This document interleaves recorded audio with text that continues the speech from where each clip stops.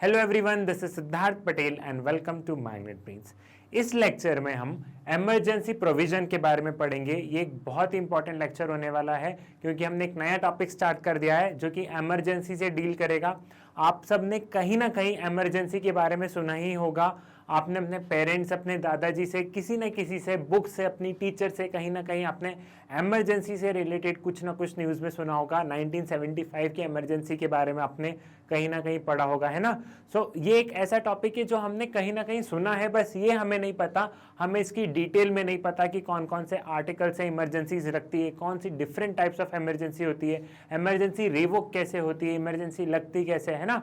तो एक ये न्यूज़पेपर की क्लिपिंग है जो 1975 की, जब 1975 में इमरजेंसी लगी थी, ये उस टाइम की क्लिपिंग है।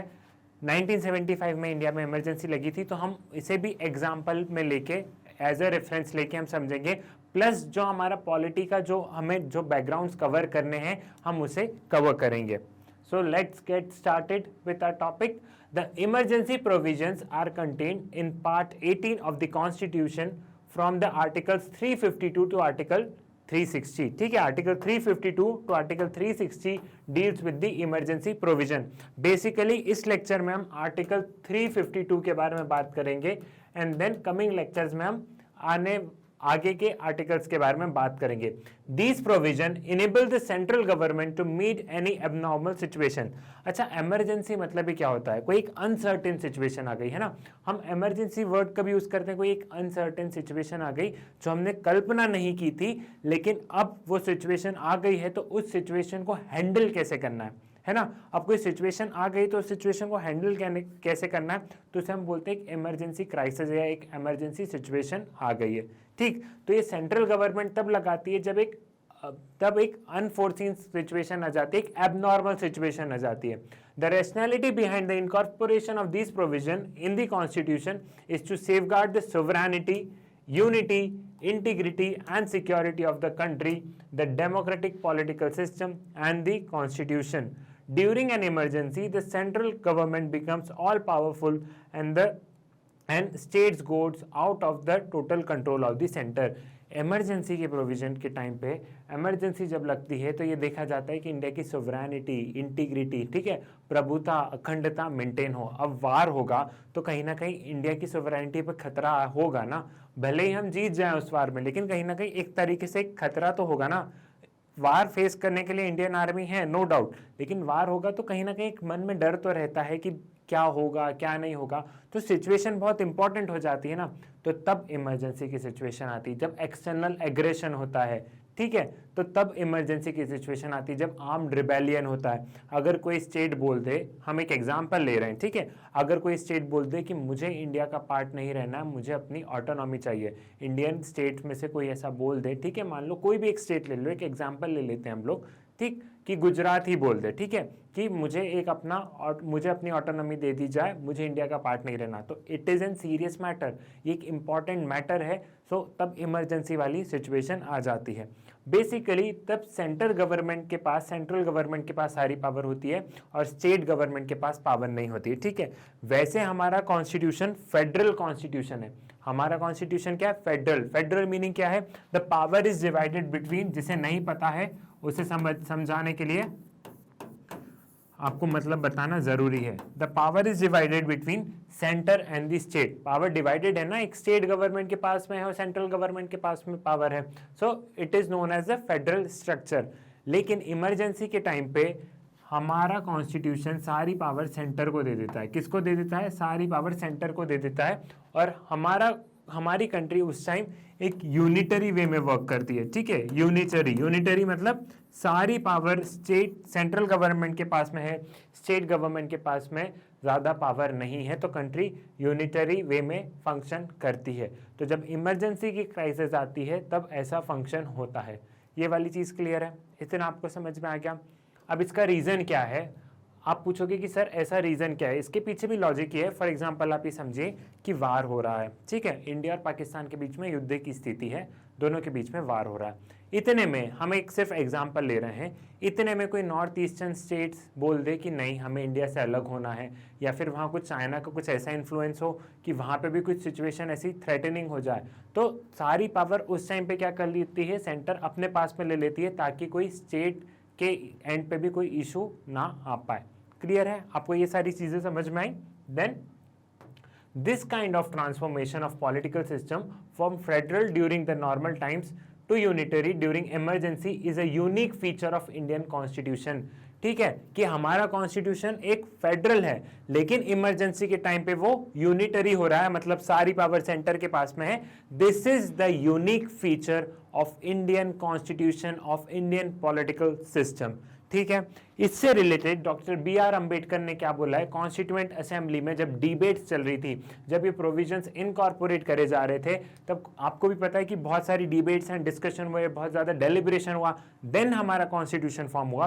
तो डॉक्टर B.R. अम्बेडकर ने कॉन्स्टिट्यूएंट असेंबली में क्या बोला, किस पर्सपेक्टिव में बात कर रहे हैं हम, कि सारी पावर आपने सेंटर को दे दी है, स्टेट के पास नहीं है, only at the time of emergency, सिर्फ इमरजेंसी के टाइम पे। All federal system, including America, are placed in the tight mold of federalism. No matter what the circumstances, it cannot change its form and shape. It can never be unitary.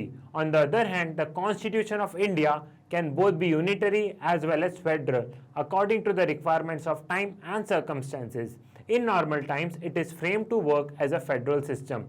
But in the times of emergency, it is so designed as to make it work as though it was an unitary system. अब India में बहुत ज़्यादा diversity है। Basically यहाँ पे America से compare किया गया है कि अमेरिका में सिचुएशन कैसी भी हो, जो पावर सेंटर और स्टेट के बीच में है वो एज यूजुअल रहेगी, लेकिन इंडियन कॉन्स्टिट्यूशन एक एक्सेप्शन है कि जो फेडरल तो है, इंडियन कॉन्स्टिट्यूशन फेडरल तो है, लेकिन उसने इमरजेंसी के टाइम पे इंडियन कॉन्स्टिट्यूशन यूनिटरी हो जाता है, उसके टाइम पे इमरजेंसी के टाइम पे इंडियन कॉन्स्टिट्यूशन यूनिटरी हो जाता है। हमारा फेडरल स्ट्रक्चर कैसा, होल्डिंग टुगेदर। ठीक है, होल्डिंग टुगेदर, यूनियन जो रहता है वो सारे स्टेट को होल्ड करके रखता है। ठीक है, सारी पावर यूनियन के पास में और वो होल्ड करके रखता है। और अमेरिका का फेडरल स्ट्रक्चर कैसा है, कमिंग टुगेदर। जब हम फेडरलिज्म वाला पढ़ेंगे तब आपको इसमें और क्लैरिटी आएगी। तो ऐसा क्यों रखा गया है, ऐसा इसके पीछे रीज़न क्या है कि आपने सारी पावर सेंटर को दे दी। इंडिया में बहुत ज़्यादा डाइवर्सिटी है, ऑलरेडी एक हमें एक्सटर्नल चीज़ से हम गुजर रहे हैं, ऑलरेडी कुछ समस्या चल रही है, तो हमें डर है कि ऐसा नहीं हो कि स्टेट के पर्सपेक्टिव से भी कुछ हमें प्रॉब्लम आ जाए। जैसे मैंने बोला कि कोई स्टेट उसी टाइम पे डिमांड कर दे कि मुझे अपनी ऑटोनॉमी चाहिए, तो इसलिए उस टाइम पे सारी पावर सेंट्रल गवर्नमेंट के पास पहुँच जाती है। अब नेशनल इमरजेंसी कोई ऐसा तो नहीं है कि हर रोज़ लग रही है, ऐसा भी नहीं कि हर साल लग रही है, ये तो कोई एक्सेप्शन है जो कई सालों में लगेगी तो ठीक है, नहीं भी है तो ठीक है, जैसे 1975 में थी। लेकिन अभी ऐसा कुछ लग रहा है क्या कि कोई इमरजेंसी है, नहीं है ना, तो ठीक है, अगर कुछ टाइम के लिए पावर चली भी गई तो कौन सा बहुत बड़ा इशू है, क्योंकि ऐसा तो नहीं इमरजेंसी डेली बेसिस पे हो रहा है, ये तो एक बहुत एक्सेप्शनल केस है। तो एक्सेप्शनल केसेस को एक्सेप्शनली हैंडल करना पड़ता है, इसलिए ऐसे प्रोविजंस रखे गए हैं। The constitution stipulates 3 types of emergencies. अब 3 टाइप की इमरजेंसीज होती है, an emergency due to war, external aggression और आर्म्ड रिबेलियन अंडर आर्टिकल 352। ठीक है, 3 टाइप की इमरजेंसी होती है, ये अलग अलग है, लेकिन हम अभी फर्स्ट टाइप में भी हमने ये 3 चीज पढ़ी, अभी हम फर्स्ट टाइप की बात कर रहे हैं। An emergency due to war, external aggression, युद्ध हो रहा है, एक्सटर्नल एग्रेशन मतलब कोई कंट्री हमारी टेरिटरी पे इंक्रोच कर रही है धीरे धीरे। ठीक है, एंड वार मतलब युद्ध हो ही गया है, युद्ध शुरू हो गया, युद्ध आरंभ हो गया है। And armed rebellion, armed rebellion मतलब क्या, armed rebellion basically internal emergency का पार्ट है। आर्म्ड रिबेलियन मतलब मान लीजिए किसी स्टेट ने, वही वाली बात, किसी स्टेट ने स्टेट के खिलाफ, किसी स्टेट इन द सेंस मान लीजिए मध्य प्रदेश, हम एग्जांपल लेते हैं, Madhya Pradesh as a state ने स्टेट के खिलाफ, यहाँ स्टेट मतलब है गवर्नमेंट के खिलाफ हथियार उठा लिए कि हमें ऑटोनॉमी चाहिए, मतलब किसी पर्टिकुलर स्टेट के लोगों ने हथियार उठा लिए सरकार के खिलाफ कि हमें ऑटोनॉमी चाहिए, आप हमें देश से अलग कर दीजिए। ठीक है, मैंने ये एग्जाम्पल बनाया आपके लिए, मतलब एग्जाम्पल सोचा है। ठीक, तो अगर ऐसा हो तो that is known as armed rebellion. Naxalite area ने बहुत ज़्यादा उस एरिया को कब्जे में कर लिया है या फिर वो बहुत ज़्यादा इंक्रोच कर रहे हैं, सिविलियंस को मार रहे हैं वगैरह, ठीक है, ऐसा कुछ कब्जा वगैरह हो गया ऐसे, तो उस टाइम पे क्या हुआ, आर्म्ड रिबेलियन हुआ। क्या हुआ, आर्म्ड रिबेलियन। पहले आर्म्ड रिबेलियन नहीं था, आर्म्ड रिबेलियन पहले यहाँ पे वर्ड था इंटरनल डिस्टर्बेंस। क्या था, इंटरनल डिस्टर्बेंस। ये जो वर्ड आर्म रिबेलियन है इसे 44th कॉन्स्टिट्यूशन अमेंडमेंट एक्ट से ऐड किया, 44th कॉन्स्टिट्यूशन अमेंडमेंट एक्ट से ऐड किया। इसे हम अभी आगे पढ़ेंगे। जो इमरजेंसी लगी थी 1975 में, जो मिसेस इंदिरा गांधी ने जो इमरजेंसी लगाई थी, हमारी फॉर्मर प्राइम मिनिस्टर ने जो इमरजेंसी लगाई थी, it was on the basis of internal disturbance. वो उन्होंने इंटरनल डिस्टर्बेंस के बेसिस पे इमरजेंसी लगाई थी और उसे फिर 42nd कॉन्स्टिट्यूशन अमेंडमेंट में आर्म्ड रिबेलियन में चेंज किया है। ठीक, इसकी स्टोरी भी जानेंगे हम कि इनके पीछे क्या स्टोरी थी। पहले हम इमरजेंसी को समझ लेते हैं। ठीक, this is popularly known as national emergency. इन तीन इमरजेंसीज को क्या बोलते हैं, national emergency, war, external aggression और आर्म्ड रिबेलियन, जो कि आर्टिकल 352 में है।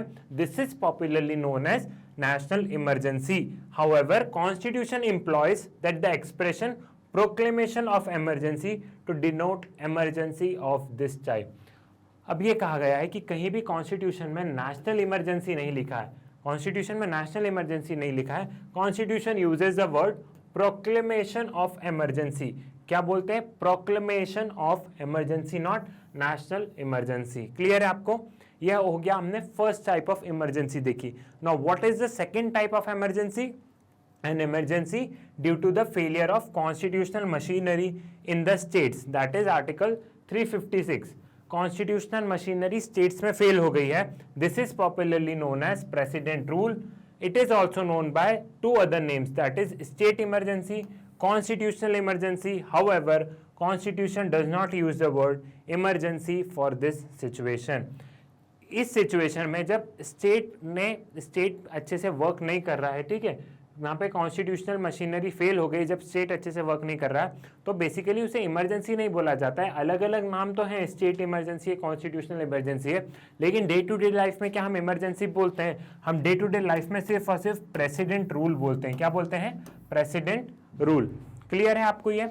अब कॉन्स्टिट्यूशनल मशीनरी फेल्स होना मतलब क्या है? वहाँ पे सरकार अच्छे से काम नहीं कर रही है, वहाँ के लोगों ने सरकार के खिलाफ विद्रोह कर दिया है, ठीक है, लॉ एंड ऑर्डर की सिचुएशन बहुत ज़्यादा खराब हो गई है, तब प्रेसिडेंट रूल लगता है। ठीक है, तब प्रेसिडेंट रूल लगता है। अगर ये प्रेसिडेंट रूल तब भी लगता है जब मान लीजिए जब कोई भी पॉलिटिकल पार्टी बहुमत पेश नहीं कर पाई। फॉर एग्जांपल हम मध्य प्रदेश का एग्जांपल लेते हैं, एग्जांपल बनाते हैं कि मान लीजिए यहाँ पे 500 सीट्स है, 500 असेंबली सीट्स है। ठीक, इतनी है नहीं, एग्जांपल ले रहे हैं हम लोग। 500 असेंबली सीट्स है, कहाँ पे है? मध्य प्रदेश में। अब यहाँ पे गवर्नमेंट बनाने के लिए किसी भी पॉलिटिकल पार्टी को 251 सीट्स चाहिएगी ताकि वो गवर्नमेंट फॉर्म कर सके, लेकिन कोई भी पॉलिटिकल पार्टी यहाँ पे 251 सीट्स नहीं सिक्योर कर पा रहा है। कोएलिशन भी करके देख लिया, सब करके देख लिया, लेकिन जैसे मान लेते हैं हम कि बीजेपी कर पा रही है 200 सीट्स एंड कांग्रेस कर पा रही है 200, बीजेपी कर पा रही है 200 एंड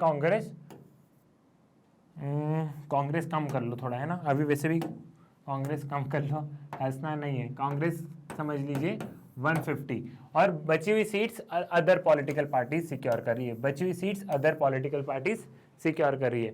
अब हम देख रहे हैं कि बीजेपी ने कोएलिशन करने की कोशिश कर ली, बीजेपी ने सब देख लिया कि हाँ हम कोएलिशन कर लेते हैं, हम इनके एमएलए को ले लेते हैं, हम इनके एमएलए को ले लेते हैं ना, इन्होंने सारे दाव पेच अपना लिए, लेकिन तो भी ये 51 सीट्स नहीं लेके आ पा रहे। कांग्रेस के लिए एकदम मुश्किल जैसा ही है, अदर्स के लिए भी मुश्किल ही है।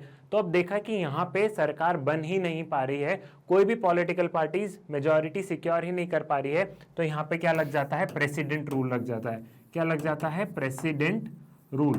क्लियर है आपको? ये वाली चीज आपको समझ में आई? एक प्रेसिडेंट रूल का एग्जाम्पल ये भी है। No financial emergency due to threat to financial stability और क्रेडिट ऑफ इंडिया। जब फाइनेंशियल स्टेबिलिटी में कुछ थ्रेट आता है तब फाइनेंशियल इमरजेंसी लगती है अंडर आर्टिकल 360, अंडर आर्टिकल 360। अब हम इन तीनों इमरजेंसी को एकदम डिटेल में समझेंगे, अच्छे से समझेंगे। So let's get started. Now grounds of declaration, हम पहले आर्टिकल 352 को समझते हैं जो नेशनल इमरजेंसी थी, जिसको हमने बोला था प्रोक्लेमेशन ऑफ इमरजेंसी। हम पहले आर्टिकल 352 के बारे में बात करते हैं।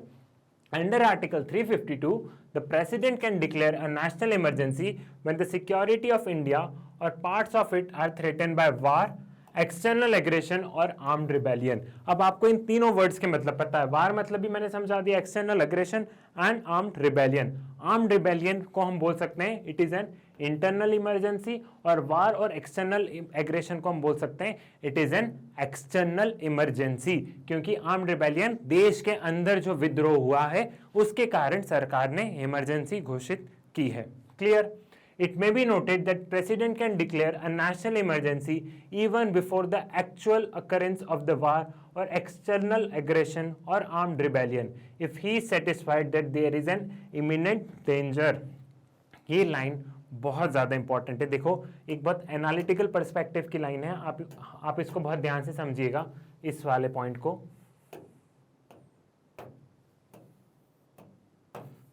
इस वाले पॉइंट को हमें बहुत ध्यान से समझना है। इसमें यह बोला गया है कि मान लो वार हुआ भी नहीं है, वार स्टार्ट भी नहीं हुआ है, ठीक है, ऐसे सिर्फ सिचुएशन है कि पाकिस्तान ने थोड़ा बहुत इंडिया पे अटैक किया तो इंडिया ने पाकिस्तान को पलट के जवाब दिया, तो पूरे देश में ऐसा माहौल बन गया कि युद्ध हो सकता है।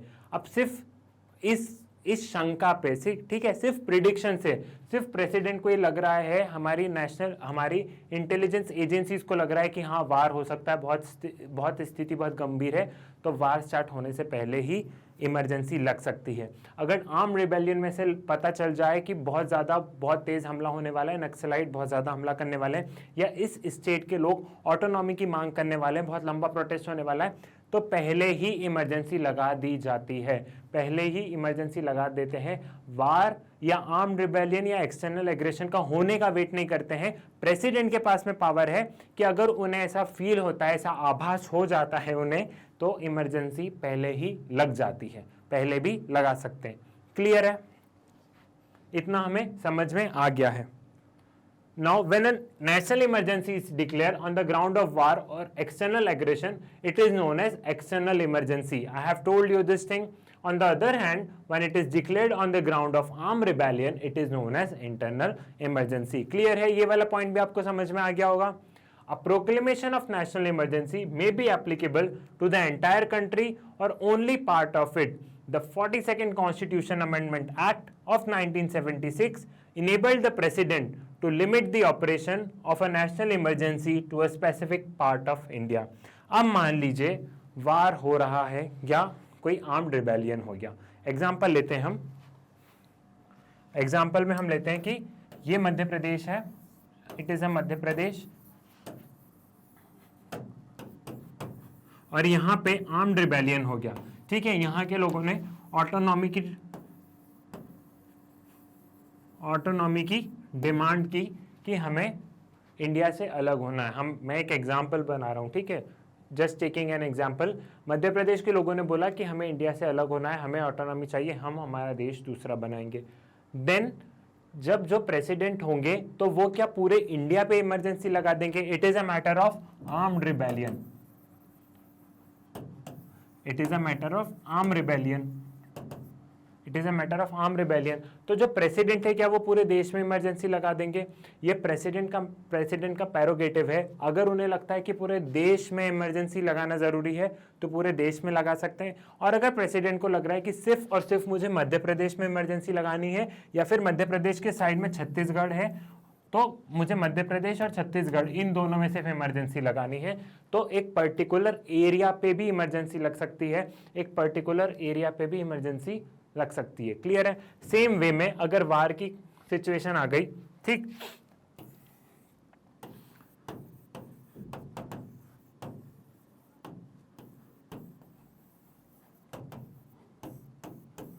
सेम अगर वार की सिचुएशन आ गई और यहाँ पे हमें ऐसा इंडिया और पाकिस्तान के बीच में वार हो रहा है, तो प्रेसिडेंट को लगेगा तो वो सिर्फ जम्मू एंड कश्मीर, ठीक है, JNK यहाँ पे, दैट इज मतलब लद्दाख एंड जम्मू एंड कश्मीर, ठीक, यहाँ पे गुजरात इन सिर्फ 2-3 स्टेट पे अगर उन्हें लगेगा तो वो सिर्फ एक पर्टिकुलर एरिया में भी इमरजेंसी लगा सकते हैं, जरूरी नहीं है कि पूरी कंट्री में ही इमरजेंसी लगाएं। अगर प्रेसिडेंट को ऐसा लगता है कि पूरी कंट्री में इमरजेंसी लगाना जरूरी है तो पूरी कंट्री में इमरजेंसी लग सकती है, और अगर प्रेसिडेंट को लगता है कि सिर्फ एक पर्टिकुलर एरिया में ही इमरजेंसी लगानी है तो सिर्फ एक पर्टिकुलर एरिया में ही लग सकती है। इतना क्लियर हुआ। अब पर्टिकुलर एरिया में इमरजेंसी लगाने का एक नुकसान भी है। फॉर एग्जाम्पल टेररिस्ट अटैक हुआ, ठीक है, टेररिस्ट अटैक, या फिर हम यही ले लेते हैं जो मैंने एग्जांपल लिया था वही उसी को ले लेते हैं कि मध्य प्रदेश के लोग ऑटोनॉमी चाह रहे हैं, दे वांट ऑटोनॉमी। तो लोगों को जो लोग कंसोलिडेट कर रहे हैं, एक कोई लीडर तो होगा ना इनमें से, एक कोई ना कोई लीडर तो होगा। ऐसे तो नहीं है कि सारे लोग मन से ही कुछ ना कुछ करने लग गए, एक कोई ना कोई लीडर होगा जो लोगों को भड़का रहा होगा। अब प्रेसिडेंट ने बोला कि यहाँ पे इमरजेंसी लगा दो, मध्य प्रदेश में इमरजेंसी लगा दो। तो जैसे यहाँ पे इमरजेंसी लगी तो ये जो लीडर होगा ये क्या करेगा, ये लीडर यहाँ से जाके दूसरे स्टेट में चले जाएगा, कोई दूसरे स्टेट में चले जाएगा जहाँ इमरजेंसी नहीं होगी, ठीक है। सो एक इसका ड्रॉबैक भी है, और एक प्लस पॉइंट तो ये है कि पूरी कंट्री में नहीं लग रही है तो कम से कम दूसरे लोग अपने फंडामेंटल राइट्स अच्छे से एंजॉय कर पा रहे हैं, अपने राइट्स वगैरह अच्छे से एंजॉय कर पा रहे हैं comparable to this area. Fundamental rights का क्या सिनेरियो रहता है हम वो भी अच्छे से समझेंगे इन कमिंग टाइम, ठीक है। हमें सारी चीज़ें बहुत अच्छे से समझनी है कि इमरजेंसी में क्या क्या चीज़ें होती हैं। ये वाला पॉइंट भी आपको क्लियर है। Then originally the constitution mention the internal disturbance as a third ground for the proclamation of national emergency, but the expression was too vague and had a wider connotation. Hence, the 44th Amendment Act of 1978 substituted the word armed rebellion for the internal disturbance. अब हमारे जो India में जो emergency लगी थी 1975 में, वो internal disturbance के बेसिस पे ही लगी थी, जो हमारी former prime minister Mrs Indira Gandhi ने लगाई थी, वो इंटरनल डिस्टर्बेंस के बेसिस पे लगाई थी। अब आप ही सोचिए, इंटरनल डिस्टर्बेंस वाकई में कितना वेग टर्म है। इंटरनल डिस्टर्बेंस के कितने सारे मतलब निकाल सकते हैं। इंटरनल डिस्टर्बेंस को क्या आप डिफाइन कर सकते हैं? इंटरनल डिस्टर्बेंस के तो कितने सारे मतलब निकल सकते हैं। तो 44th कॉन्स्टिट्यूशन अमेंडमेंट एक्ट में क्या किया गया, 44th कॉन्स्टिट्यूशन अमेंडमेंट एक्ट में इसे आर्म्ड रिबेलियन कर दिया गया।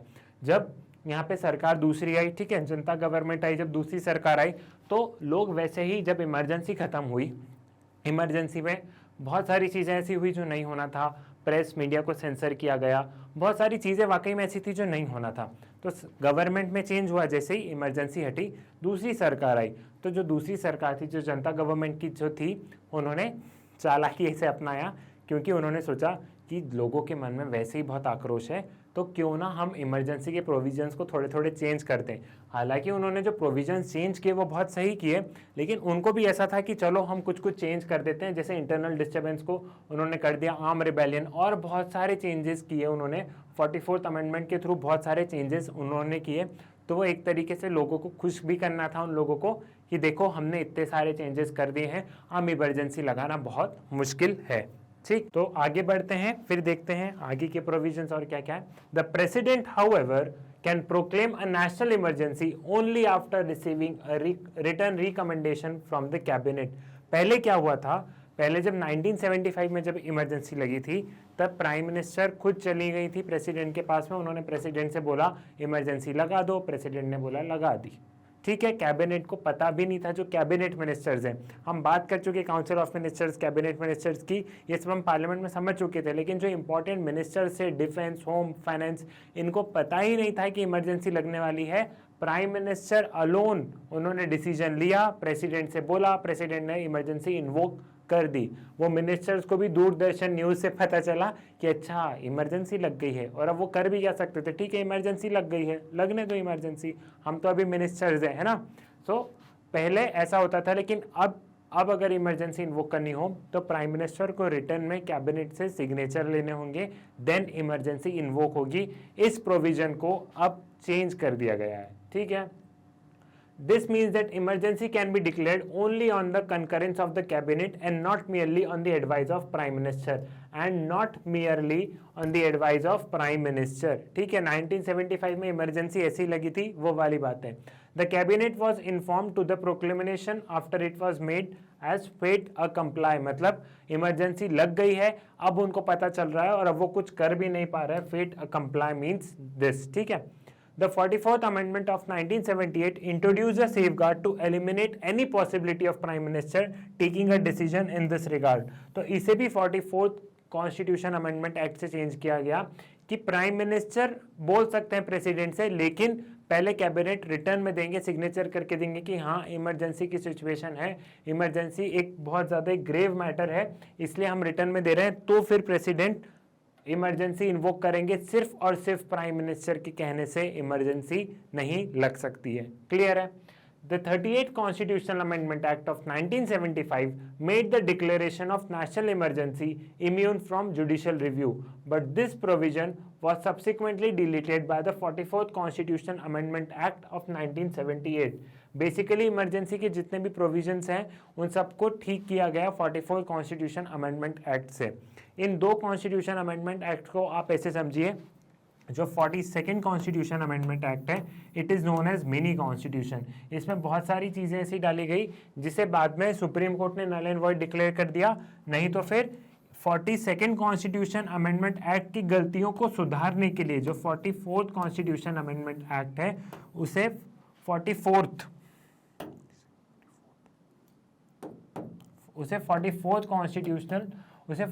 कॉन्स्टिट्यूशन अमेंडमेंट एक्ट से सुधारा गया। जो 42nd कॉन्स्टिट्यूशन अमेंडमेंट एक्ट में गलतियां की थी उसे 44th कॉन्स्टिट्यूशन अमेंडमेंट एक्ट से सुधारा गया। एंड 42nd कॉन्स्टिट्यूशन अमेंडमेंट में इतने सारे अमेंडमेंट हुए that it is known as mini constitution. ठीक है, ये वाली चीज़ आपको समझ में आई। आप बार बार देख रहे हैं कि 44th कॉन्स्टिट्यूशन अमेंडमेंट आ रहा है, वो इसीलिए क्योंकि जितनी भी गलतियां हुई थी पास में उन सबको 44th कॉन्स्टिट्यूशन अमेंडमेंट एक्ट से सुधारा गया है। क्लियर है? राइट टू प्रॉपर्टी कौन से कॉन्स्टिट्यूशन अमेंडमेंट एक्ट से रिमूव किया गया? राइट टू प्रॉपर्टी, जो कि एक फंडामेंटल राइट था, राइट टू प्रॉपर्टी 42nd या 44th कौन सी कॉन्स्टिट्यूशन अमेंडमेंट एक्ट से उसे इस राइट टू प्रॉपर्टी को एक लीगल राइट बनाया गया। या आप लोग कमेंट सेक्शन में मेंशन करेंगे क्योंकि हम पढ़ चुके हैं। इतना समझ में आया कि 38 कॉन्स्टिट्यूशन अमेंडमेंट एक्ट में बोलते थे कि जुडिशियल रिव्यू नहीं हो सकता, लेकिन इस प्रोविजन को 44th कॉन्स्टिट्यूशन अमेंडमेंट एक्ट से हटाया गया। लेकिन बाद में सुप्रीम कोर्ट ने भी मिनर्वा मिल्स केस में, ये केस भी हम पढ़ चुके हैं, मिनर्वा मिल केस में सुप्रीम कोर्ट ने बोला कि नेशनल इमरजेंसी के ग्राउंड बाद में देखे जा सकते हैं कि सरकार ने जानबूझ के तो नेशनल इमरजेंसी इसलिए तो नहीं लगाई जिससे कि उनको फायदा हो सकता है। फॉर एग्जांपल इमरजेंसी ऐसे भी तो लग सकती है कि चुनाव आने वाले हो। ठीक है, एक इमेजिनरी सिचुएशन बनाते हैं। हमने इमेजिनरी सिचुएशन ये बनाई कि 2019 के इलेक्शन है और सरकार को पता है कि हम इलेक्शन हारने वाले हैं, तो सरकार ने क्या किया कि चलो इमरजेंसी लगा देते हैं, तो इससे हम थोड़ा सा लोकसभा का टेन्योर भी इंक्रीज कर देंगे। वो हम अभी पढ़ेंगे लोकसभा का टेन्योर वगैरह, तो इससे हम थोड़ा लोकसभा का टेन्योर भी इंक्रीज कर देंगे, तो एक आध साल आगे बढ़ जाएगा, 6-7 महीने, एक आध साल आगे बढ़ जाएगा, तो इतने में हम कुछ अच्छा कर लेंगे। तो ये चीज़ें बाद में सुप्रीम कोर्ट स्टडी कर सकता है। ठीक है, ये चीज़ें बाद में सुप्रीम कोर्ट देख सकते हैं कि सरकार ने कोई मेलाफाइड इंटेंशन से तो इमरजेंसी नहीं लगाई। क्लियर है? ये वाली चीज भी समझ में आ गई। Then parliament approval and duration. The proclamation of emergency must be approved by both the houses of parliament within 1 month from the dates of its issue. Originally, the period was approved by the parliament was 2 months, but it was reduced by 42nd Constitution Amendment Act of 1978. However, if the proclamation of emergency is issued when the Lok Sabha has been dissolved or dissolution of Lok Sabha takes place during the period of 1 month without approving the proclamation survive until the 30 days from the first sitting of the Lok Sabha after its reconstitution, provided that the Rajya Sabha in the meantime have approved it. अब आप बोलेंगे sir आपने क्या पढ़ दिया? Basically इसमें यह है कि इमरजेंसी प्रेसिडेंट ने बोल दिया, प्रेसिडेंट ने इमरजेंसी इन्वोक कर दी। इमरजेंसी कौन इन्वोक कर रहे हैं? प्रेसिडेंट ने emergency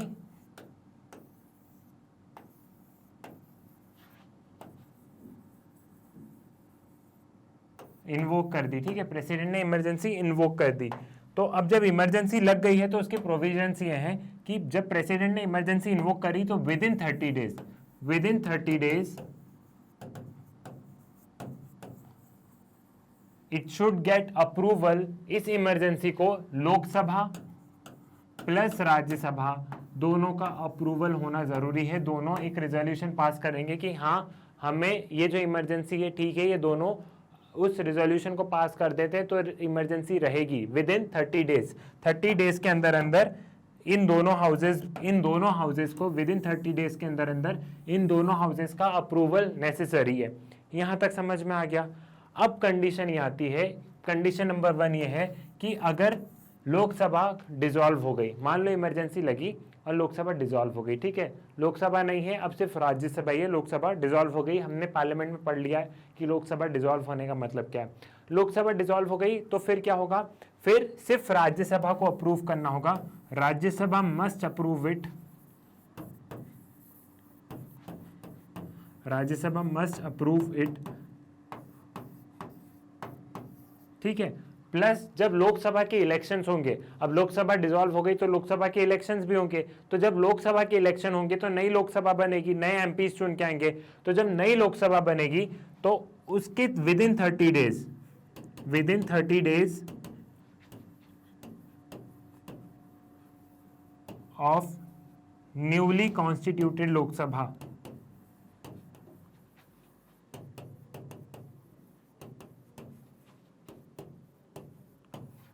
with in 30 days of newly constituted Lok Sabha.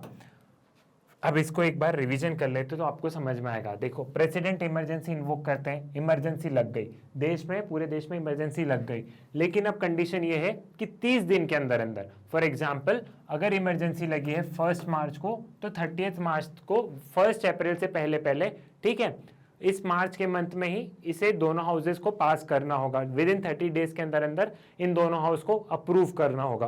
कौन सी मेजॉरिटी से करना होगा उस पर हम बाद में बात करेंगे, पहले आप बस इतना समझिए कि दोनों हाउसेस अप्रूव करेंगे। इन्होंने मान लो अप्रूव कर दिया तो ठीक है, इमरजेंसी चल रही है, ठीक।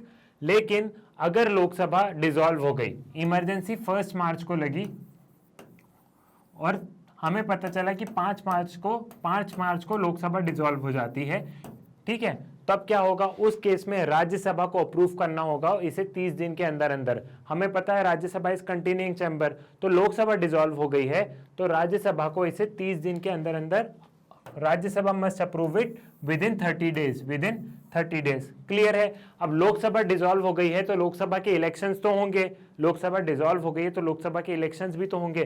तो जैसे ही लोकसभा के इलेक्शंस हुए और जब नई लोकसभा आएगी तो नई लोकसभा को 30 दिन के अंदर अंदर, जैसे ही नई लोकसभा आई सबने ओथ ले लिया, मतलब नई लोकसभा कॉन्स्टिट्यूट हो गई, तो जैसे ही नई लोकसभा कॉन्स्टिट्यूट होती है उसके 30 दिन के अंदर अंदर लोकसभा को भी इसको पास करना होगा। लेकिन कंडीशन ये है कि राज्यसभा को पहले ही अप्रूव करना होगा। अगर राज्यसभा अप्रूव नहीं करेगी तो इमरजेंसी भी खत्म हो जाएगी, ठीक है। राज्यसभा को अप्रूव करना होगा, देन बाद में जब लोकसभा कॉन्स्टिट्यूट होगी देन लोकसभा इसे अप्रूव करेगी। क्लियर है, ठीक है। 30 डेज के अंदर अंदर लोकसभा और राज्यसभा को अप्रूव करना होता है। In case Lok Sabha is dissolve तब सिर्फ राज्यसभा इसे अप्रूव करेगी और कंडीशन ये होगी कि जब नई लोकसभा बनेगी, जब नई लोकसभा कॉन्स्टिट्यूट होगी तो उस लोकसभा में 30 दिन के अंदर अंदर इस इमरजेंसी को अप्रूवल देना मैंडेटरी है।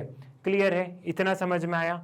आगे बढ़े, ठीक है। पहले प्रोविजन क्या था, हमने देखा कि लोकसभा और राज्यसभा को 30 डेज के अंदर अंदर अप्रूवल देना होता है, 30 डेज के अंदर अप्रूवल देना होता है। लेकिन पहले वाला प्रोविजन ये था, इससे पहले प्रोविजन था 60 डेज का था कि 2 महीने के अंदर अंदर अप्रूवल देना है, लेकिन उसे 30 डेज कर दिया गया। उसे क्या किया गया, 30 डेज कर दिया गया। क्लियर, यहां तक समझ में आया आपको, ये वाला पार्ट हमें क्लियर है। Then, if approved by both the houses of parliament, the emergency continues for 6 months and can be extended to indefinite period within the approval of parliament to every 6 months. This provision of periodical parliamentary approval was also added by 44th Constitutional Amendment Act. Before that, the emergency once approved, take. However, if the dissolution of Lok Sabha takes place during the period of 6 months without approving the further continuance of emergency, then the proclamation survive until the 30 days from the first sitting of the Lok Sabha after its reconstitutions, provided that the Rajya Sabha has in meantime approved the continuation. ठीक, अब इसे समझते हैं। आपको वो वाला scenario समझ में आ गया, ठीक। तो अब हम आगे समझते हैं। इमरजेंसी इन्वोक हो गई, इमरजेंसी इन्वोक हो गई है। कंडीशन ये थी Lok Sabha plus Rajya Sabha approval with in 30 days.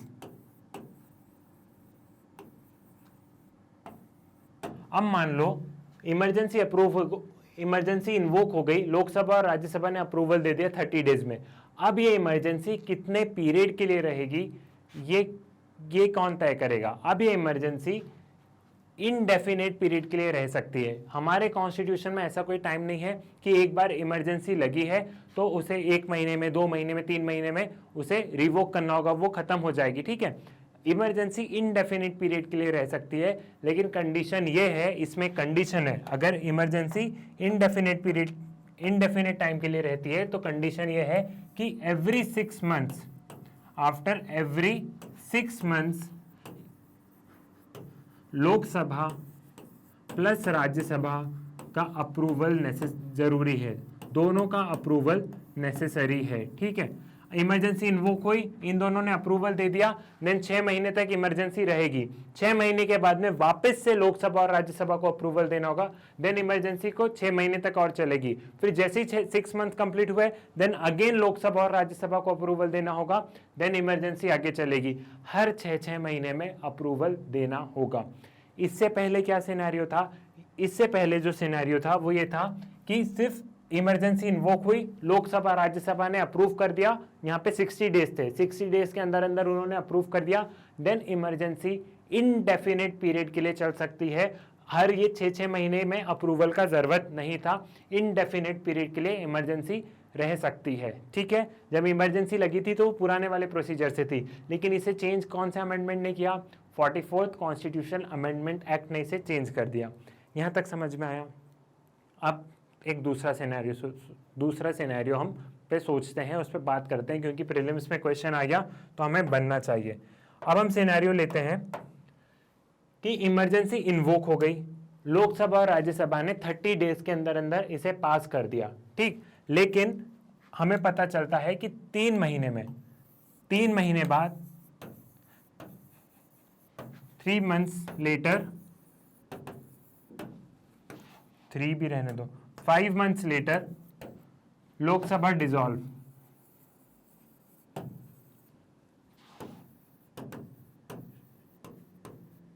हमें ये पता चलता है कि 5 महीने बाद लोकसभा डिसॉल्व हो जाती है। इमरजेंसी इन्वोक हुई, लोकसभा राज्यसभा ने अप्रूवल दे दिया 30 दिन के अंदर अंदर, अब इमरजेंसी कंट्री में चल रही है, लेकिन कंडीशन ये थी कि हर 6 महीने में, इमरजेंसी अप्रूव होने के बाद हर 6 महीने में लोकसभा और राज्यसभा को अप्रूवल देना होगा अगर आगे एक्सटेंड करना है तो। हर 6 महीने में इन दोनों का अप्रूवल नेसेसरी है। लेकिन अब यह हो जाता है कि 5th मंथ में हमें यह पता चलता है कि अब लोकसभा डिसॉल्व हो गई है, तब क्या होगा?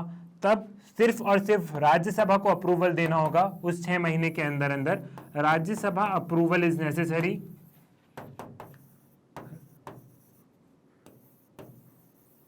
Rajya Sabha approval is necessary. और लोकसभा का वही है कि जब भी नई लोकसभा का इलेक्शन होगा, अब लोकसभा डिसॉल्व हो गई है तो लोकसभा का इलेक्शन तो होगा, तो जैसे ही नई लोकसभा का कॉन्स्टिट्यूट होगी, जैसे ही नई लोकसभा का गठन तो होगा, उसके 30 डेज के अंदर अंदर, विद इन 30 डेज लोकसभा को अप्रूव करना होगा, नई लोकसभा को अप्रूव करना होगा, ठीक। समझ में आया? एक क्विक रिवीजन कर लो, जिसे बिल्कुल भी समझ नहीं आया होगा उसे इस बार आ जाएगा, ठीक है।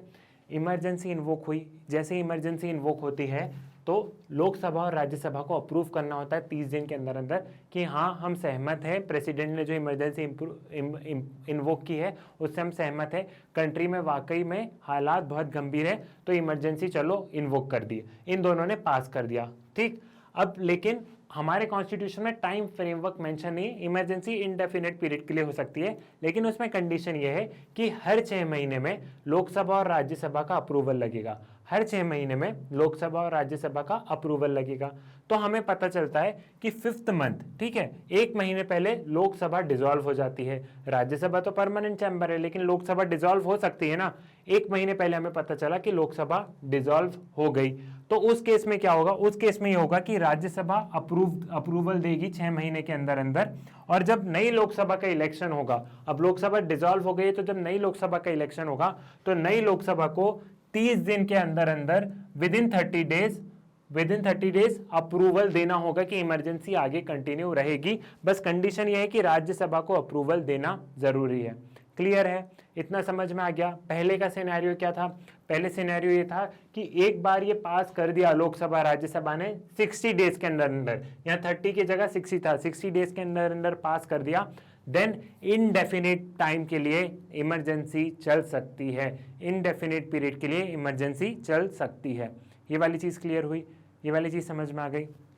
अब इस वाली चीज, ये वाली चीज भी आपको पता ही है ना कि मान लो कि इमरजेंसी इन्वोक हुई और राज्यसभा है सिर्फ, लोकसभा अपने आप ही डिसॉल्व हो गई, लोकसभा डिसॉल्व हो गई विद इन 30 डेज के अंदर अंदर ही, तो सिर्फ राज्यसभा का अप्रूवल लगेगा और इमरजेंसी आगे बढ़ सकती है। कंडीशन बस वही है कि लोकसभा को विद इन 30 डेज अप्रूवल देना होगा, विद इन 30 डेज जैसी नई लोकसभा बनती है उसके 30 दिन के अंदर अंदर अप्रूव करना होगा कि इमरजेंसी आगे कंटिन्यू रहेगी।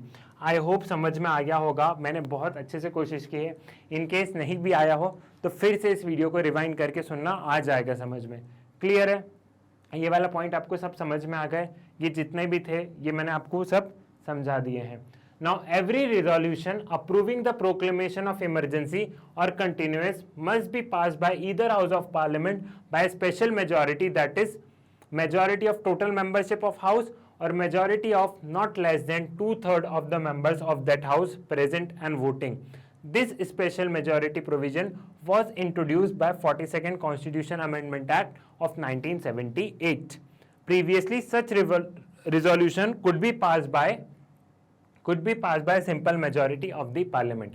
अब जो हमने पूरा प्रोसीजर पढ़ा कि पास होना जरूरी है, ठीक है, इमरजेंसी इन्वोक हुई, देन लोकसभा प्लस राज्यसभा से पास होना जरूरी है विद इन 6 मंथ्स और हर 3 महीने, और with in month, with in 30 days और एवरी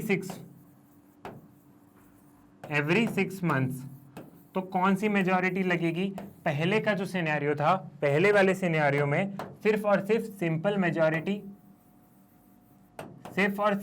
मेजॉरिटी से काम हो जाता था, सिर्फ और सिर्फ सिंपल मेजॉरिटी से काम हो जाता था। लेकिन 44th कॉन्स्टिट्यूशन अमेंडमेंट एक्ट के बाद इसे स्पेशल मेजॉरिटी कर दिया गया है, ठीक है, इसे स्पेशल मेजॉरिटी कर दिया गया है, that is majority of total membership of that house और 2/3 मेंबर प्रेजेंट एंड वोटिंग। हम लोग स्पेशल मेजॉरिटी पहले भी देख चुके हैं, तो ये या तो अब ये स्पेशल मेजॉरिटी से पास होगा तभी इमरजेंसी आगे बढ़ेगी, और पहले ये वाला कॉन्सेप्ट सिर्फ और सिर्फ सिंपल मेजॉरिटी का था।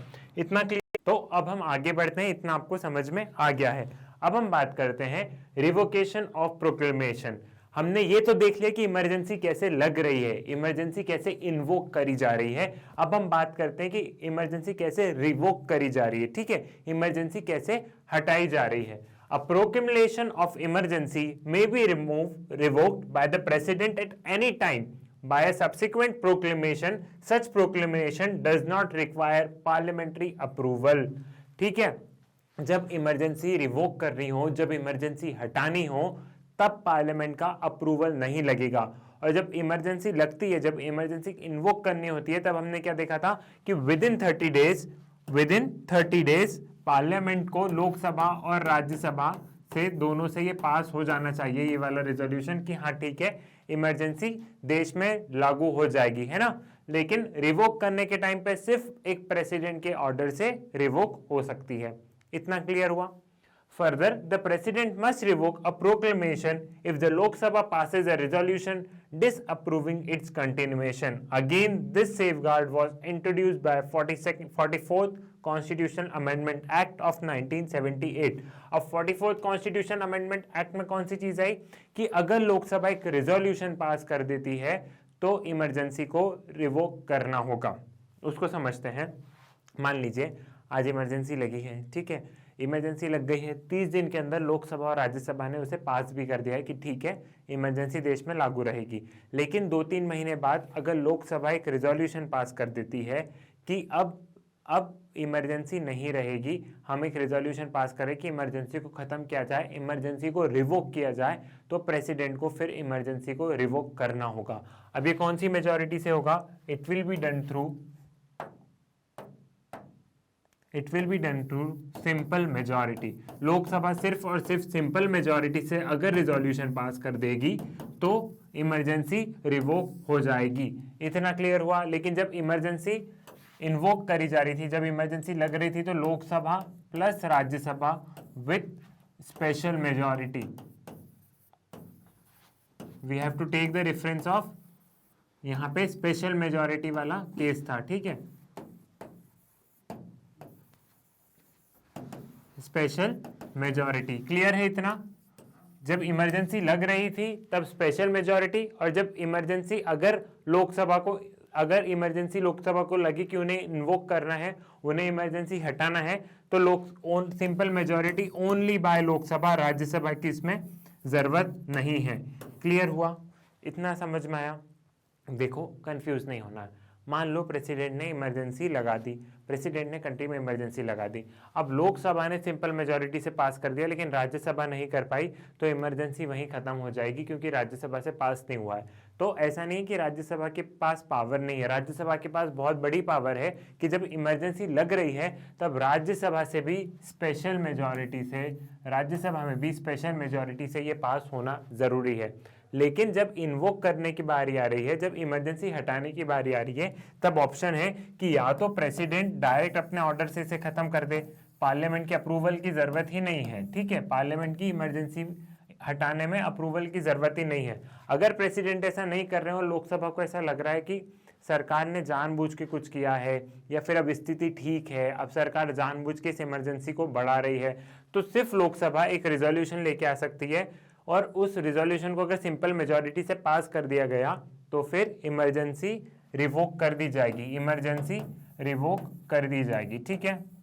वैसे खैर अब ये हम सबको देखने को मिला नहीं क्योंकि 44th कॉन्स्टिट्यूशन अमेंडमेंट के थ्रू हुआ, और उसके बाद में 1975 के बाद में अब इमरजेंसी लगी भी नहीं है। हम चाहते भी नहीं है कि इंडिया में इमरजेंसी लगे, लेकिन हम अगर प्रैक्टिकली बात करें तो सिंपल मेजॉरिटी मतलब सरकार की मेजॉरिटी होती है लोकसभा में, तो सरकार को अगर इमरजेंसी हटाना होगा तो डायरेक्ट वो तो प्रेसिडेंट के अप्रूवल से ही हटा देंगे, है ना, डायरेक्ट प्रेसिडेंट से बोलेंगे तो प्रेसिडेंट ही हटा देंगे, लोकसभा को रिजोल्यूशन की जरूरत ही नहीं पड़ेगी।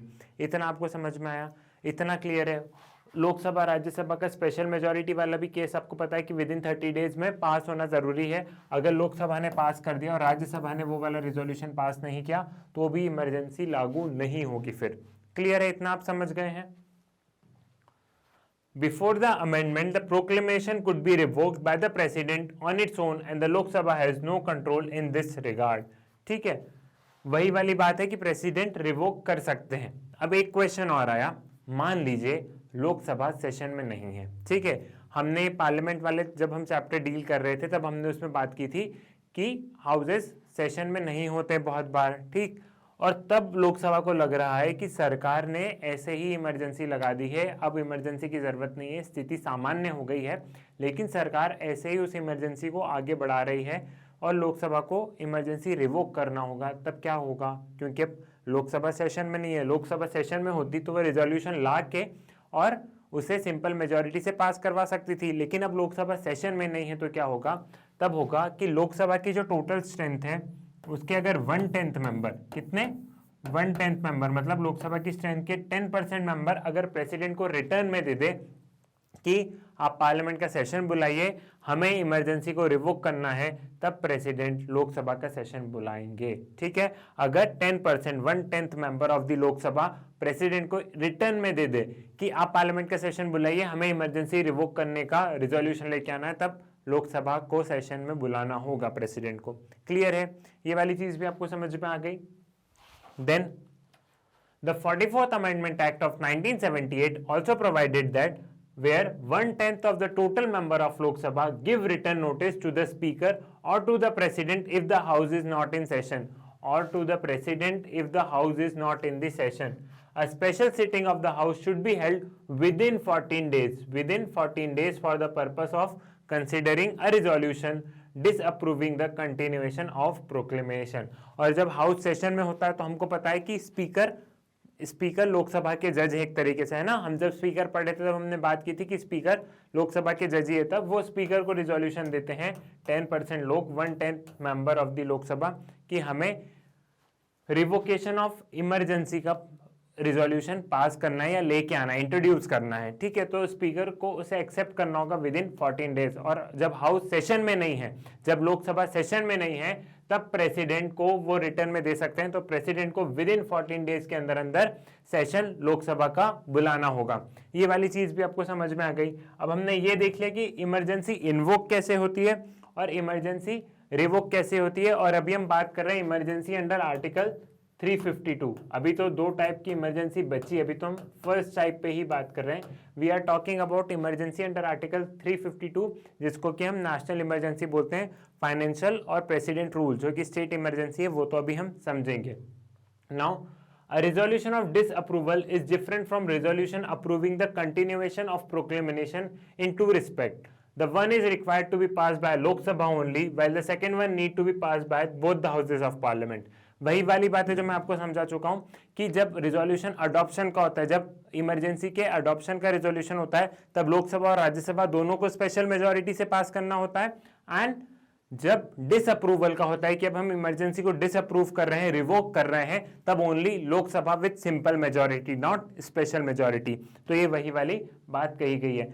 नाउ अब इमरजेंसी लग गई, मान लेते कंट्री में इमरजेंसी लग गई, नेशनल इमरजेंसी लग गई। हमने इमरजेंसी कैसे इन्वोक होती है, कैसे रिवोक होती है, हमने पूरा प्रोसीजर समझ लिया।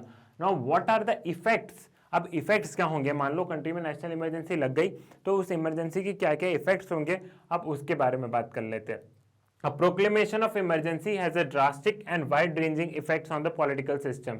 हम देखेंगे सेंटर स्टेट रिलेशन पे effects and the effect on the life of Lok Sabha and state assembly and effect on the fundamental rights. Effects on the fundamental rights हम नेक्स्ट लेक्चर में अच्छे से कंप्लीट करेंगे, नेक्स्ट वीडियो में हम इस पे बात करेंगे। इस वीडियो में हम इन दो पॉइंट के इफेक्ट्स देखेंगे कि सेंटर स्टेट रिलेशन पे क्या इफेक्ट पड़ता है and on the life of Lok Sabha पे क्या इफेक्ट पड़ता है अगर नेशनल इमरजेंसी चल रही हो तो, ठीक है। Now effects on the centre state relation. जब हमने इस लेक्चर की स्टार्टिंग ही की थी तभी मैंने आपसे बोला था कि जब इमरजेंसी लगती है तब इंडियन कॉन्स्टिट्यूशन अपने आप को यूनिटरी बना लेता है ना, यूनिटरी बना लेता है फ्रॉम फेडरल स्ट्रक्चर। हमारा कॉन्स्टिट्यूशन ऐसे तो फेडरल है, लेकिन जब इमरजेंसी के टाइम पे यूनिटरी सिस्टम अपना लेता है हमारा कॉन्स्टिट्यूशन, है ना। हमने डॉक्टर बी आर अम्बेडकर की कॉन्स्टिट्यूएंट असेंबली की डिबेट्स में भी देखा था। सो अब हम इसे समझते हैं, आपको एक ब्रॉडर आइडिया तो है। While the proclamation of the emergency is in force, the normal fabric of center-state relation undergoes a basic change. This can be studied under three heads, namely executive, legislative and financial. Now what are executive? Executive में यह है कि पहले जो government थी, जो central government थी, वो स्टेट गवर्नमेंट को सिर्फ कुछ ही टॉपिक्स पे अपनी सलाह देती थी। लेकिन जब इमरजेंसी लगती है तब वो बहुत ज़्यादा टॉपिक पे स्टेट गवर्नमेंट से बोल सकती है कि आप ऐसे काम कीजिए, इस तरीके से कीजिए, ठीक है। बहुत ज़्यादा इंटरफेयर कर सकती है सेंट्रल गवर्नमेंट स्टेट गवर्नमेंट के फंक्शन में। ये वाली चीज़ क्लियर हुई। During a national emergency, the executive power of center extend to directing any state regarding the manner which is executive power is to be exercised.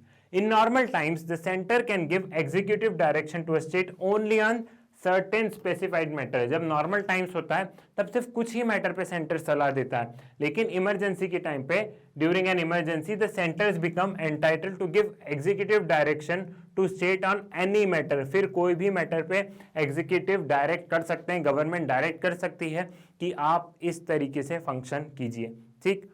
एक सवाल यहाँ पे आता है, जैसा कि हमने इस लेक्चर के स्टार्टिंग में बात किया था कि सारी पावर किसके पास में चली जाती है, सेंटर के पास में चली जाती है, ठीक है। जब भी इमरजेंसी इन्वोक की जाती है, ठीक, इमरजेंसी इन्वोक हो गई तो सारी पावर किसके पास में चली गई, सेंटर के पास में, सेंटर एंड स्टेट। तो जो हमारा फेडरल स्ट्रक्चर था अब वो यूनिटरी स्ट्रक्चर बन जाता है, ठीक है। वो यूनिटरी स्ट्रक्चर बन जाता है। तो क्या स्टेट लेजिस्लेटिव असेंबली उस टाइम पे खत्म हो जाती है? क्या स्टेट लेजिस्लेटिव असेंबली डिसॉल्व हो जाती है? अगर नेशनल इमरजेंसी लग रही है तो क्या स्टेट लेजिस्लेटिव असेंबली उस टाइम पे डिसॉल्व हो जाती है? नहीं, ऐसा नहीं होता है। सिर्फ स्टेट लेजिस्लेटिव असेंबली कुछ फंक्शंस नहीं कर पाती है, इनके बिहाफ पे फंक्शन इसके बिहाफ पे फंक्शन यूनियन पार्लियामेंट कर रही है, लेकिन स्टेट लेजिस्लेटिव असेंबली डिसॉल्व नहीं होती है। यहाँ पे गवर्नमेंट एज इट इज रहती है, गवर्नमेंट अपना काम एज इट इज करती है, ठीक है, government functions as it is. Clear है ये वाली चीज आपको? ठीक, तो एग्जीक्यूटिव फंक्शन आपको आया समझ में। Then what are the legislative? Legislative वाला बहुत इंपॉर्टेंट है। During a national emergency the parliament becomes empowered to make any laws on the subject mentioned in the state list. Although the legislative power of state legislature is not suspended, it becomes subjected to overriding power of parliament. Thus, the normal distribution of legislative power between the center and state is suspended. Though the state legislature are suspended in brief, the constitution become unitary rather than federal. अब emergency invoke हो गई है। आप ऐसा सोचिए कि country में emergency invoke हो गई है और हमारा सिनेरियो चल रहा है कि जहां सेंटर के पास में पूरी पावर है, स्टेट के पास में पावर नहीं है। यहाँ पे भी फंक्शंस स्टेट गवर्नमेंट है, स्टेट लेजिस्लेचर है, लेकिन ये फंक्शन नहीं कर रहे हैं क्योंकि पावर सारी इनके पास में चली गई है। इसके बारे में हम बात कर चुके हैं। तो जो यूनियन पार्लियामेंट होगी, union parliament can make any law, parliament कोई भी लॉ बना सकती है on the subject matter of state list, ठीक है, स्टेट लिस्ट के ऊपर पार्लियामेंट कोई भी लॉ बना सकती है। इतना आपको पता होगा, ये हमने प्रीवियस लेक्चर्स में भी कहीं डिस्कस किया है कि स्टेट लिस्ट होती है, यूनियन लिस्ट होती है एंड कॉन्करेंट लिस्ट होती है। तो स्टेट लिस्ट पे कौन लॉज बनाते हैं? सिर्फ और सिर्फ स्टेट लेजिस्लेचर बनाते हैं। क्योंकि अब इमरजेंसी लग गई है, सारी पावर पार्लियामेंट के पास में, सारी पावर सेंटर के पास में चली गई है, हमारा कॉन्स्टिट्यूशन यूनिटरी हो गया है, तब पार्लियामेंट एम्पावर्ड है कि वो स्टेट लिस्ट में जो टॉपिक्स मेंशन है, स्टेट लिस्ट पे जो भी चीजें मेंशन है, उस पे लॉ बना सकती है। स्टेट लिस्ट पे पार्लियामेंट लॉ बना सकती है। इतना क्लियर हुआ? यहां तक समझ में आया? The laws made by Parliament on state subject during a national emergency become inoperative 6 months after it ceased to operate. अब चलो ये इमरजेंसी लगी, पार्लियामेंट ने स्टेट लिस्ट पे कोई लॉ बना दिया, स्टेट लिस्ट में से कोई लॉ बना दिया तो वो स्टेट्स पे भी लागू हो गया। अब इमरजेंसी रिवोक हो गई, अब इमरजेंसी को रिवोक कर दिया, इमरजेंसी को हटा दिया गया, तो वो लॉ का क्या होगा? जो पार्लियामेंट ने जो लॉ बनाया है, जो पार्लियामेंट ने जो स्टेट लिस्ट में जो लॉ बनाया है, अब उस लॉ का क्या होगा? क्योंकि अब तो इमरजेंसी रिवोक कर दी, अब तो इमरजेंसी हटा दी है, तो अब उस लॉ का क्या होगा? वो लॉ 6 मंथ्स तक वैलिड रहेगा। कब तक वैलिड रहेगा? 6 months after the revocation, 6 month after the revocation of emergency. कब तक वैलिड रहेगा? 6 months after the revocation of emergency. इसको आप ऐसे समझिए, इमरजेंसी लगी, देन पार्लियामेंट ने लॉ बना दिया, पार्लियामेंट ने स्टेट लिस्ट पे लॉ बनाया है, तो वो लॉ जब तक इमरजेंसी है तब तक भी चल रहा है, और इमरजेंसी जैसे ही खत्म होगी, इमरजेंसी मान लीजिए कि जून में खत्म हो रही है, तो जुलाई अगस्त सितंबर अक्टूबर नवंबर दिसंबर तक वो लॉ वैलिड रहेगा। जनवरी में वो लॉ अपने आप खत्म हो जाएगा, 1 जनवरी को, ठीक है, 1 जनवरी को वो लॉ अपने आप खत्म हो जाएगा। लेकिन अगर इमरजेंसी जून में खत्म हुई है तो दिसंबर तक ये लॉ वैलिड है, दिसंबर तक ये लॉ वैलिड है जो कि पार्लियामेंट ने स्टेट लिस्ट पे बनाया है। चीजें यहाँ भी समझ में आई? क्लियर हुआ आपको? प्रीलिम्स के पर्सपेक्टिव से ये वाली चीजें इंपॉर्टेंट हो जाती है, इसलिए हमें इन सारी चीजों को ध्यान रखना है क्योंकि क्वेश्चन में ये एमसीक्यूज में आते हैं। क्लियर? देन आगे देखते हैं हम लोग। Notably, while the proclamation of national emergency is in operation, the president can issue ordinance on the state subject also if the parliament is not in session. ठीक है, अब पार्लियामेंट सेशन में नहीं है तब क्या होगा कि प्रेसिडेंट वही ऑर्डिनेंस मेकिंग पावर पड़ी थी ना आर्टिकल 123 में हमने, तो प्रेसिडेंट ऑर्डिनेंस इशू करते हैं कि स्टेट लिस्ट के मैटर पे हमने ये लॉ बना दिया। ये भी आपको क्लियर हुआ। अब आपको एक चीज और समझना है कि जितने भी स्टेट गवर्नमेंट के एम्प्लॉयज होते हैं, हमने देखा कि सारी पावर कहाँ जा रही है, सारी पावर सेंटर को मिल रही है। स्टेट के पास में इमरजेंसी के टाइम पे कोई पावर नहीं है। अंडर आर्टिकल 352 के तहत जो इमरजेंसी लग रही है उसमें स्टेट के पास कोई पावर नहीं है। तो जो स्टेट के जो एम्प्लॉयज हैं वो एक तरीके से सेंट्रल गवर्नमेंट की बातें सुनने लगते हैं। जो आईएएस ऑफिसर वगैरह जब तक स्टेट गवर्नमेंट के ऑर्डर्स मान रहे थे, जो कि स्टेट गवर्नमेंट के ऑर्डर्स मान रहे थे, अब वो डायरेक्ट सेंट्रल गवर्नमेंट से कोऑर्डिनेट करेंगे और उनको सेंट्रल गवर्नमेंट के ऑर्डर्स मानने होंगे। क्लियर है? कोई भी स्टेट गवर्नमेंट का एम्प्लॉय हुआ, क्योंकि तब पावर कहाँ चली गई, सेंटर के पास में चली गई है, तो उन्हें सेंटर की बात सुननी होगी क्योंकि स्टेट के पास में पावर नहीं है। इस चीज को भी आप ध्यान रखिएगा। Now we have to talk about financial emergency. While the proclamation of national emergency is in operation, the President can modify the constitutional distribution of revenues between center and state. This means the President can either reduce or cancel the transfer of finances from center to state. ठीक है? Such modification continue till the operation of financial year in which the emergency ceases to operate. ये बहुत ही important है, इसको आप समझिए कि जैसे हमने स्टेट फाइनेंस कमीशन पढ़ा था जो कि क्या डिस्ट्रीब्यूट करने की बात करता है कि फाइनेंसेस स्टेट गवर्नमेंट के बीच में एंड लोकल गवर्नमेंट, पंचायती राज और म्यूनिसिपैलिटीज के बीच में, वैसे ही फाइनेंस कमीशन भी होता है जो बात करता है कि सेंटर और स्टेट्स के बीच में कैसे फंड्स डिस्ट्रीब्यूट होंगे। ठीक है? और हर साल सेंट्रल गवर्नमेंट स्टेट्स को कुछ रुपए देती है ताकि वो डेवलपमेंट फंक्शंस कर सके, कुछ ग्रांट्स एंड एड्स देती है। ठीक है? कुछ रिवेन्यू का शेयर सेंटर और स्टेट के बीच में डिवाइड होता है। इतना क्लियर हुआ? सेंट्रल गवर्नमेंट, ठीक है, जो हमारी सेंटर में जो गवर्नमेंट है वो स्टेट्स को कुछ थोड़े बहुत रुपए देती है हर साल, सो दैट कि वो अपने काम अच्छे से कर सके और उनके बीच में रिवेन्यू डिस्ट्रीब्यूट हो सके। ठीक? अब इमरजेंसी लग गई, जैसे हमने लॉ में देखा था, हमने लॉ का देख लिया कि लॉ में बहुत सारी चीजें होने लग गई, पार्लियामेंट लॉ बना सकती है। ठीक है? तो वैसे ही फाइनेंस में भी तो कुछ ना कुछ होगा। फाइनेंस में भी जब इमरजेंसी लगी है तो फाइनेंसेस में भी तो चेंज आ सकते हैं। फाइनेंसेस में ये चेंज आ सकते हैं कि मान लीजिए आज इमरजेंसी लग गई। ठीक है? आज डेट है 1 मार्च 2021। ठीक? आज इमरजेंसी लग गई है तो सेंट्रल गवर्नमेंट चाहे तो स्टेट के कुछ फंड्स वगैरह कट कर सकती है, कम कर सकती है, मॉडिफाई कर सकती है, जो कि बात हुई थी। फॉर एग्जांपल मान लो बात हो गई कि हम आपको 100 करोड़ रुपए देंगे, तो अगर सेंटर गवर्नमेंट को लगा कि नहीं, हमको इनको सिर्फ 20 करोड़ देना है या हमको अभी कुछ नहीं देना है, तो सेंटर गवर्नमेंट कुछ फंड्स एंड फाइनेंसेस कम कर सकती है। ये भी आपको क्लियर हुआ। लेकिन जैसे कि हमने लॉ में देखा था कि इमरजेंसी एक ना एक दिन खत्म तो होना है, एक ना एक दिन इमरजेंसी को रिवोक तो होना है। तो जब इमरजेंसी रिवोक होगी तो फिर ये फंड्स का क्या होगा, तब इन फंड्स का क्या होगा। क्वेश्चन ये है कि तब इन फंड्स का क्या होगा, है ना? तब इन फंड्स का क्या होगा। तो इमरजेंसी रिवोक हुई, हम इमरजेंसी रिवोक होने की भी डेट लिख लेते हैं। इमरजेंसी रिवोक हो गई मान लीजिए जुलाई 2021 में। तो ये जो सेंट्रल गवर्नमेंट ने जो चेंजेस किए हैं, जो सेंट्रल गवर्नमेंट ने जो फंड्स में जो चेंजेस किए हैं, ये कब तक लागू रहेंगे। देखो, इमरजेंसी रिवोक हुई 1 मार्च 2021 और रिवोक हुई जुलाई 2021, ये यहाँ पे रिवोक हुई। तो अब जो फंड्स जो सेंट्रल गवर्नमेंट ने कट कर लिए हैं, सेंट्रल गवर्नमेंट ने कुछ फंड्स कट कर लिए हैं, ये देखो 100 करोड़ से सीधे 20 करोड़ रुपए कर दिए। तो अब वो कब तक लागू रहेगा, वो नेक्स्ट फाइनेंशियल ईयर, मतलब अब जो फाइनेंशियल ईयर आने वाला है। अब फाइनेंशियल ईयर कब आएगा, वी कैन से 31 मार्च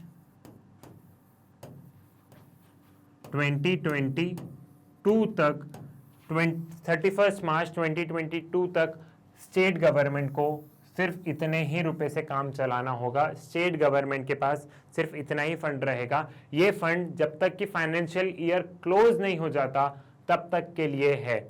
इतना समझ में आया? लॉ में बहुत अच्छा था कि सिर्फ 6 महीने की बात थी, लॉ में सिर्फ 6 महीने की बात थी। अब अगर मान लो यहाँ इमरजेंसी रिवोक कब हुई, यहाँ पे हम अगर डेट चेंज कर लेते हैं आपकी और आसानी के लिए, अगर हम थोड़ी सी डेट चेंज करते हैं यहाँ पे, तो यहाँ पे हम लिख लेते हैं 1 जनवरी और यहाँ की डेट हम लिख लेते हैं अप्रैल 2021। तब भी ये 31 मार्च 2022 तक ये इन्हीं फंड के अकॉर्डिंग इनको काम करना होगा, क्योंकि क्या लिखा है कि जब तक कि वो फाइनेंशियल ईयर कंप्लीट नहीं हो जाता तब तक कि जब तक कि स्टेट जो सेंट्रल गवर्नमेंट ने जो इमरजेंसी के टाइम पे जो फंड्स कट मॉडिफाई किए थे उसी के अकॉर्डिंग काम करेंगे। समझ में आया? मतलब यहाँ पे यही आप समझो कि पूरा 1 साल तक इन्हें कम रुपए में काम करना होगा स्टेट्स को।